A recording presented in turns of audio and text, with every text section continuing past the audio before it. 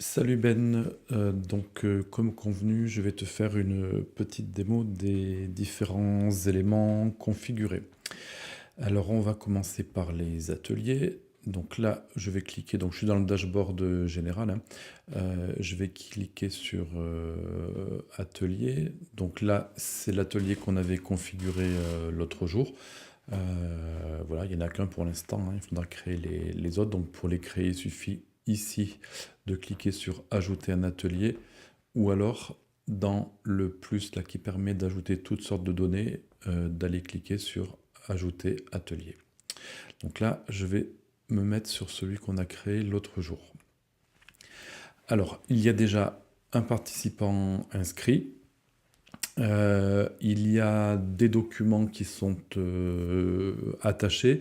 Donc pour associer des documents à un atelier, il suffit de cliquer là-dessus et de venir soit faire un drag and drop, de poser directement des fichiers là-dessus, ou bien de cliquer dans la zone là et d'aller en récupérer d'autres.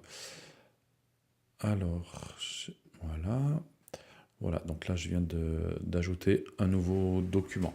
Les documents, ensuite, une fois qu'ils sont là, il suffit de cliquer dessus pour y accéder. Donc celui-là, je vais le fermer. Donc ça, c'est la partie configuration. Maintenant, pour inscrire un participant à un atelier. Donc là, on va sur le plus, on clique sur événements, donc une inscription, ça fait partie des événements qu'on a configurés. Donc il y a trois sortes d'événements, comme on va le voir juste ici. Donc il y a l'inscription en atelier, c'est ça qui nous intéresse pour l'instant. Il y a également la saisie de KPI et il y a également les mises en relation. Donc on va passer en revue les trois cas. Pour l'instant, on va se concentrer sur l'inscription à un atelier. Donc je clique dessus. Donc l'inscription, il y a quatre parties. Donc il y a la partie inscription proprement dite, il y a l'atelier, il y a le participant et il y a la startup du participant. Donc l'atelier, là il se trouve que pour l'instant il est sur Milkshake, donc du 10 décembre, donc c'est celui qui m'intéresse. Si ça n'était pas le cas, je pourrais cliquer ici sur choisir un autre atelier pour récupérer l'atelier qui m'intéresse. Pour ce qui est du participant, donc là pour l'instant il n'y a pas de participant, donc je vais cliquer sur choisir un contact existant pour récupérer quelqu'un. Donc là j'ai des cobayes, donc je vais prendre le CIO de la startup témoin numéro 2, et donc ici la startup, je vais également choisir la startup témoin numéro 2. Hop. Voilà, donc là je suis prêt à créer une inscription pour l'atelier Milkshake du 10 décembre. J'y inscrirai le CIO de la startup témoin numéro 2. Donc je clique sur continuer et là c'est très simple en fait, tout est déjà rempli. J'ai plus qu'éventuellement la date d'inscription à mettre et ça je vais d'ailleurs faire une modif juste après quand j'aurai terminé cette vidéo pour faire en sorte que ça se positionne automatiquement à la date du jour. Voilà. Donc je valide et puis on pourra peut-être aussi changer. Je suis pas certain que l'heure d'inscription soit intéressante, donc si c'est pas le cas, on l'enlèvera. Donc je valide cette inscription. Voilà, donc l'inscription vient de s'ajouter dans la liste ici des événements, donc je la retrouve ici. Donc j'ai bien inscrit le CIO de la startup numéro 2 à mon atelier Milkshake. Alors pour vérifier ce qui s'est passé, je vais retourner ici sur l'atelier Milkshake. Donc pour ça, j'ai plein de solutions. La plus simple étant de prendre l'historique de navigation et de cliquer sur l'atelier Milkshake. Voilà, donc tout à l'heure j'avais un participant et maintenant je me retrouve avec mes deux participants, c'est-à-dire les CIO de la startup 1 et de la startup numéro 2. Ce que je peux faire ensuite, donc là, les éléments que j'ai sur l'atelier, donc c'est la liste des documents et la liste des participants, mais en miroir de ça, si je vais me positionner sur la fiche du CIO de la startup numéro 2, par exemple, Donc je vais y aller comme ça. Voilà. Donc ici, non, alors c'est pas là-dessus qu'il fallait que j'aille, c'est sur la startup elle-même. Excuse-moi. Donc si je vais sur la startup numéro 2, voilà, donc je vois que une personne de cette startup s'est inscrite à l'atelier Milkshake. Voilà. Alors éventuellement, on pourrait ajouter dans cette liste le nom de la personne qui s'est inscrite, voilà, si besoin. Donc voilà, donc là, on a vu l'inscription à un atelier. Maintenant, nous allons regarder la saisie de KPI. Alors, ce que je vais faire, donc cette startup numéro 2, pour l'instant, elle a des KPI pour les années 2017 et 2018 qui ont été enregistrés. Donc, ce que je vais faire, c'est que je vais en rentrer pour l'année 2016. Donc, et pour essayer d'être cohérent, donc en 2017, ils avaient un CA de 80 et un effectif de 2. Donc, je vais prendre des valeurs inférieures. Alors, pour ajouter des KPI, comme pour l'inscription atelier, c'est un événement. Donc, je clique sur Ajouter un événement. Je clique ensuite ici sur la vue KPI, qui est celle qui m'intéresse. Là, comme je viens de consulter la startup témoin numéro 2, je reste positionné par défaut dessus. Si ce n'est pas celle-là qui m'intéresse, il suffit de cliquer là-dessus et de récupérer quelqu'un d'autre dans la liste. Donc là, je vais garder la startup témoin numéro 2. Je clique sur Continuer et ici, il me suffit de saisir. Alors, l'année, on n'a pas de champ année à proprement parler, donc là du coup, je vais positionner la date au 1er janvier 2016. En réalité, je pourrais prendre n'importe quelle date de 2016. Alors, le CA, je vais dire 26 000 euros. L'effectif, on va dire 1. Fonds levé, je vais dire 10 000 euros. Type de fonds, on va dire que c'est de la Love Money. Et des emplois créés, on va dire 1, et des clients, première année, alors on va dire qu'ils avaient un client. Voilà, donc j'ai saisi les différentes données qui nous intéressent au titre des KPI. Je valide.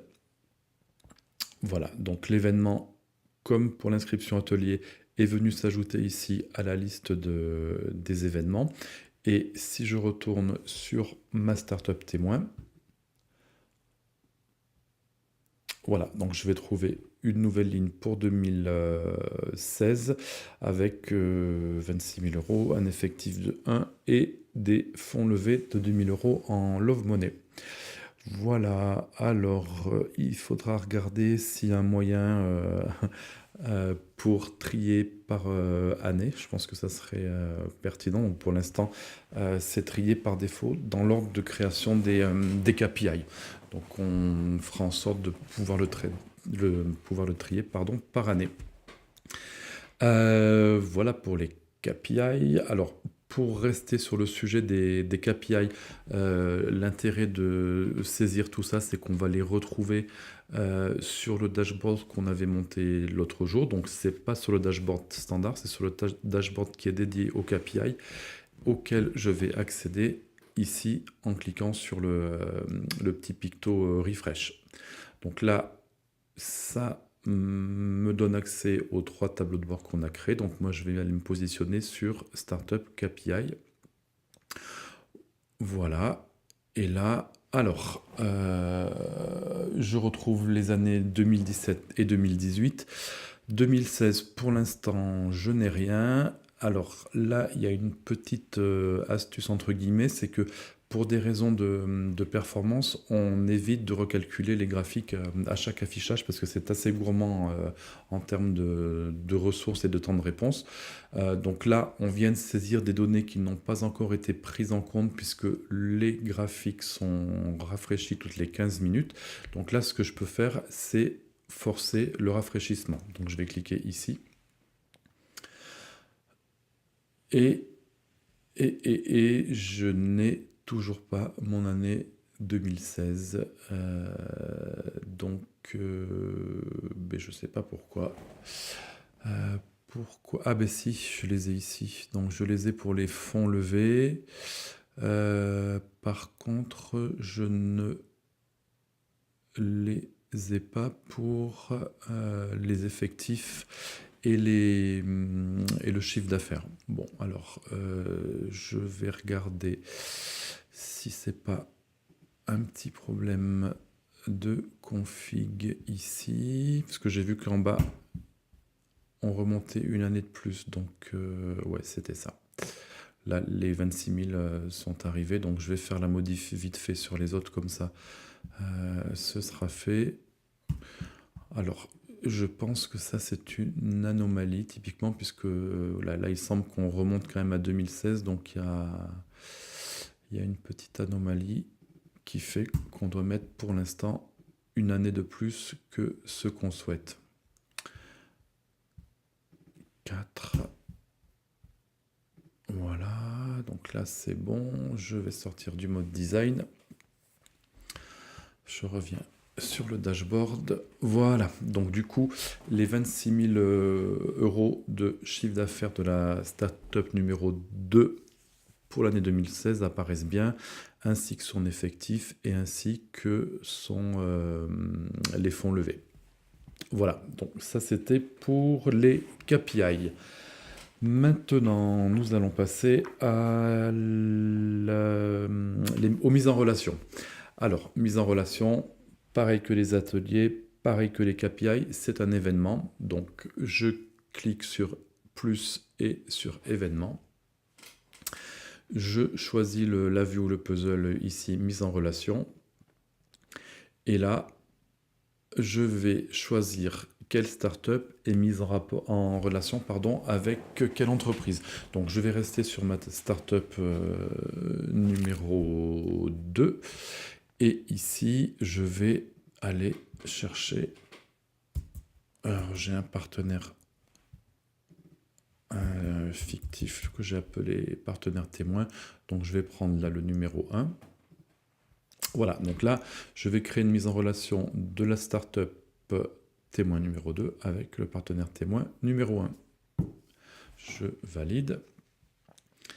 Donc ici, je vais saisir la date à laquelle la mise en relation a été faite. Peu importe, je vais mettre 16 mai.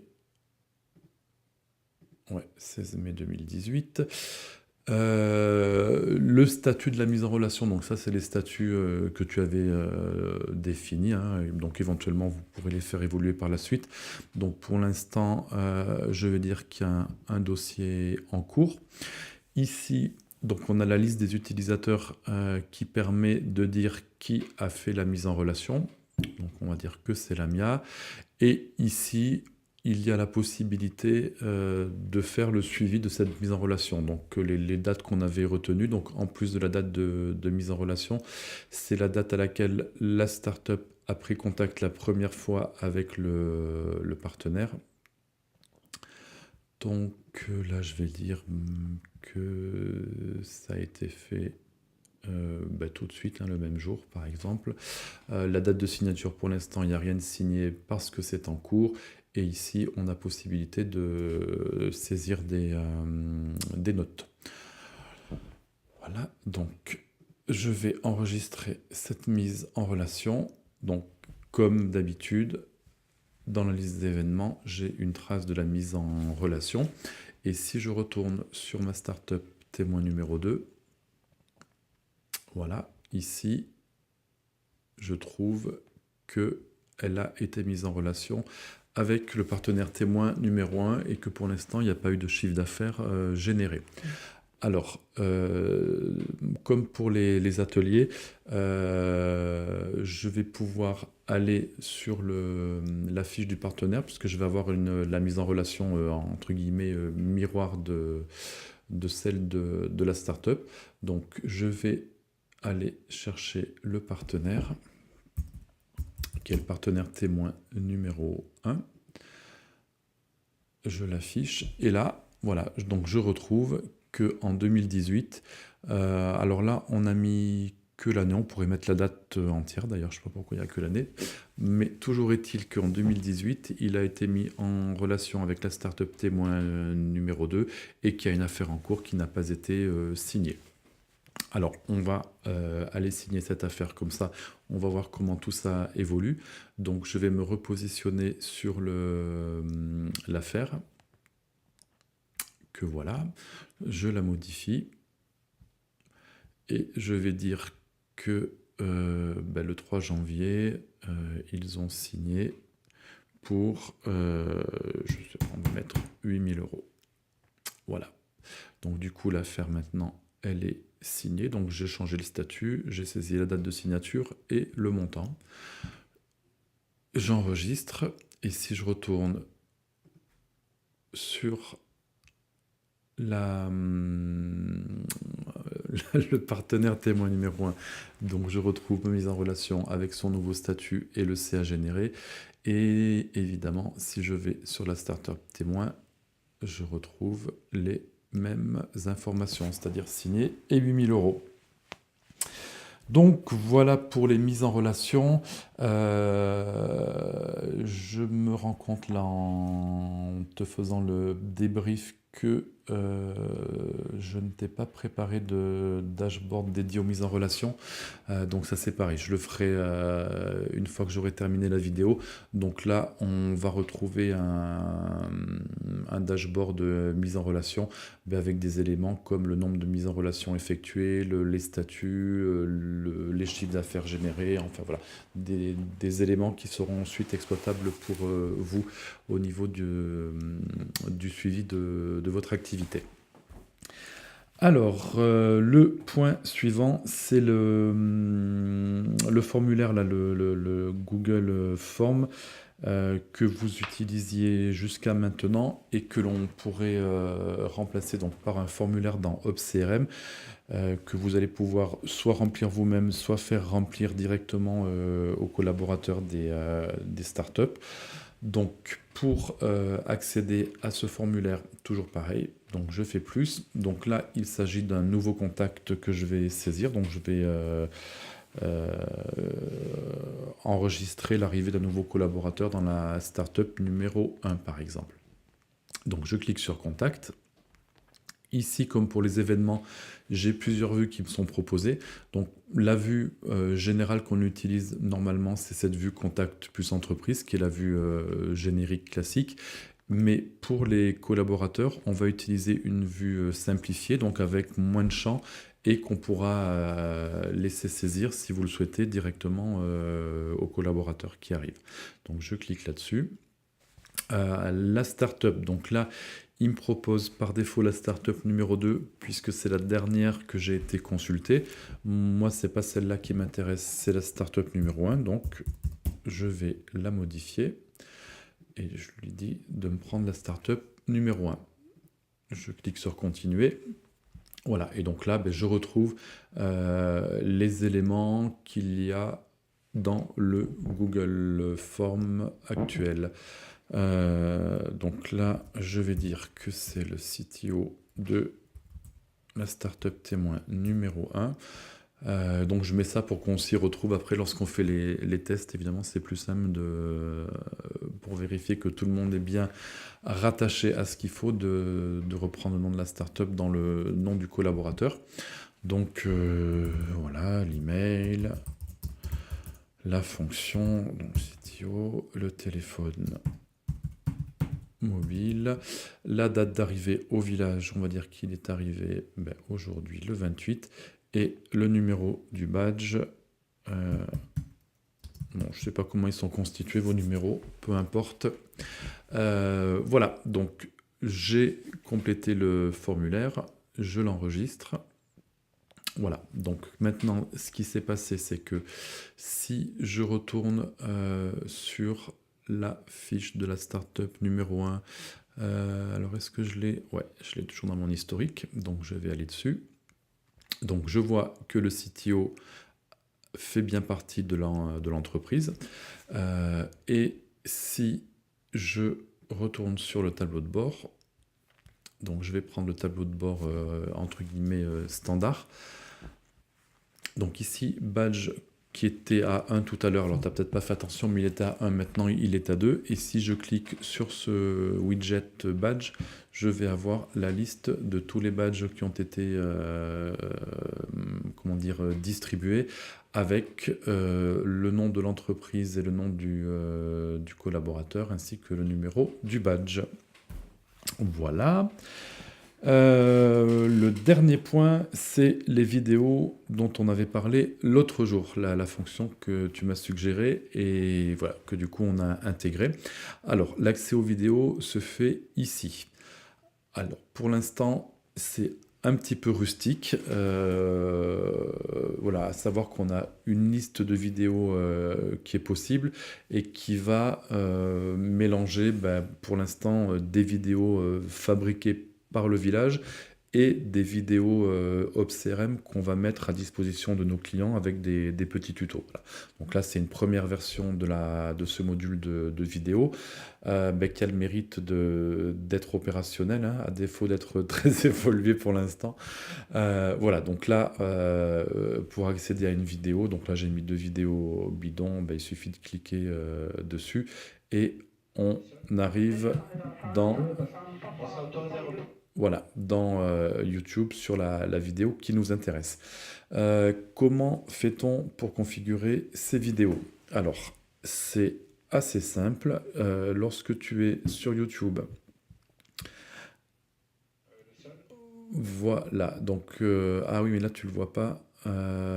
Zut. Parce que on n'est pas dans la barre de navigation. Alors attends, je vais faire ça. Je vais faire rentrer la barre de navigation dans ma zone de capture. Voilà. Donc les vidéos sur YouTube, elles ont un identifiant que l'on retrouve facilement dans l'URL. Hein. C'est le paramètre qui est dans le V égale ici. Donc voilà un identifiant de vidéo. Je vais en prendre une autre. Ben voilà, la frite parfaite. Voilà. Donc nous allons voir comment est-ce qu'on fait des frites parfaites. Bonjour. Et ce qui m'intéresse, c'est de récupérer l'identifiant. Donc je le copie. Voilà. Donc je sors de YouTube. Et maintenant, si je veux ajouter cette vidéo à mon catalogue ici, donc je vais dans les paramètres généraux, ici. J'ai un petit onglet vidéo sur lequel je clique. Et là, je viens tout simplement rajouter l'identifiant de la vidéo à la liste. Voilà, donc pareil, hein, c'est rustique, mais une fois de plus, ça a le mérite de faire le job. Donc j'enregistre la vidéo. Donc maintenant, je vais avoir 3 listes. Si tout va bien, je reclique là-dessus. Et voilà, je retrouve ma vidéo de comment faire une bonne friture. Ben voilà. Pour l'instant, c'est tout. Si tu le souhaites, ce que je peux te proposer, donc pour les vidéos, on avait parlé de faire des vidéos pour les collaborateurs du village, pour l'équipe village. Donc, soit vous les faites en interne, vous faites des captures. Sinon, moi, je peux te proposer de prendre en charge ça et de donner cette mission à mon Success Manager. Qui se fera un plaisir de faire les vidéos. Et donc, ce qu'on fera par contre, si on prend cette option, c'est qu'on ne va pas faire une vidéo longue, là, comme celle que je viens de te faire, évidemment. On va faire des vidéos par thématique, du style comment créer un nouvel atelier, une autre vidéo sur comment inscrire un participant à un atelier, une autre sur comment enregistrer des KPI, etc., etc. De façon à ce que chaque vidéo soit vraiment très courte et soit focus sur un seul sujet. Voilà, donc tu me diras si cette proposition t'intéresse et si c'est le cas, eh bien on fera le tournage de ces vidéos cette semaine et on le fera l'intégration donc d'ici la fin de la semaine. Voilà, eh bien c'est tout pour le moment. Bonne semaine à toi et à toute l'équipe village et on reste en contact. Ciao ciao.